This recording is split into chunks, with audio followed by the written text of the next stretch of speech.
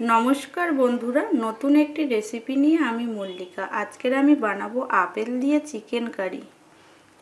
নতুন একটি রেসিপি। চিকেনে আমি প্রথম হলুদ দিয়ে দেব, 1 চামচ মতন লঙ্কার গুঁড়ো দিয়ে দেবো, আদা বাটা দিয়ে দেবো 1 চামচ, 1 চামচ মতন জিরে আর ধনে বাটা দিয়ে দেবো, 2 চামচ মতন টক দই দিয়ে দেবো। আমি লাল লঙ্কা আর কাঁচা লঙ্কা বেটে রেখেছিলাম দিয়ে দেবো। আর দিয়ে দেবো আমি এখানে আপেল দিয়ে মাংসটা বানাবো। আপেল টুকরো করে রেখেছিলাম, দিয়ে দিলাম। আপেলের এই টুকরোগুলোকে আমি এইভাবে ভেঙে ভেঙে দেব, যাতে মাংসের ভেতরে আপেলের যে ফ্লেভারটা থাকে সেইটা মাংসের ভেতরে ঢুকে যায়। এইভাবে ভালো করে আমি চটকিয়ে দেবো। ভালো করে আমি মেখে নিয়েছি। 20 মিনিট মতন আমি একটি পাত্র দিয়ে চাপা দিয়ে রেখে দেবো।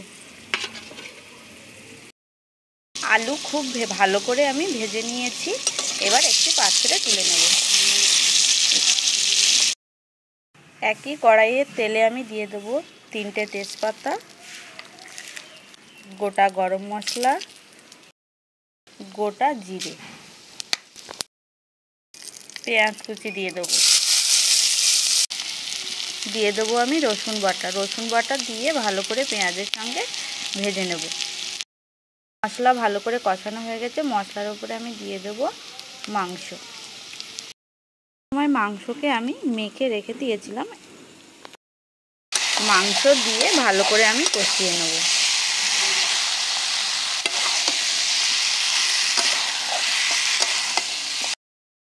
দিয়ে দেবো আমি কেটে টুকরো করে রাখা টমেটো, স্বাদ মতন লবণ দিয়ে দেবো। খুব ভালো করে আমি টমেটো কষিয়ে নেব। খুব ভালো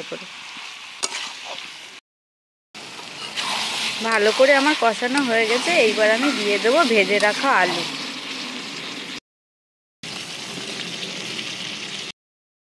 আলুর সঙ্গে ভালো করে আমি মাংসকে কষিয়ে নেব।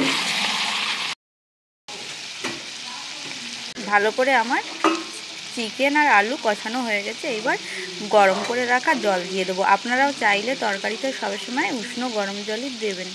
তরকারিতে উষ্ণ গরম জল দিলে তরকারির ফ্লেভারটা আলাদা আসে। আমি জল দিয়ে দিয়েছি। এবার সেদ্ধ হওয়ার জন্য আমি একটি পাত্র ঢাকিয়ে দেব। এবার ঢাকনা খুলে আমি একটু দেখে নেব।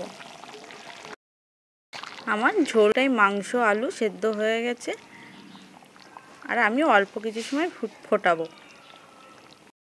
আমার ঝোলটা কিন্তু খুব ভালো করে ফুটে উঠেছে। এইবার আমি দিয়ে দেবো গরম মশলা। উপর থেকে গরম মশলা ছড়িয়ে দিলাম।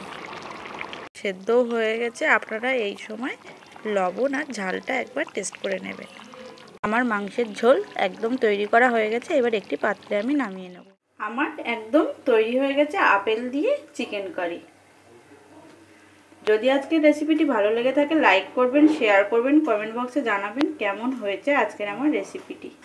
যারা এখনও আমার চ্যানেলটিকে সাবস্ক্রাইব করেননি চ্যানেলটিকে সাবস্ক্রাইব করে দেবেন। সবাই সুস্থ থাকবেন, ভালো থাকবেন। নমস্কার।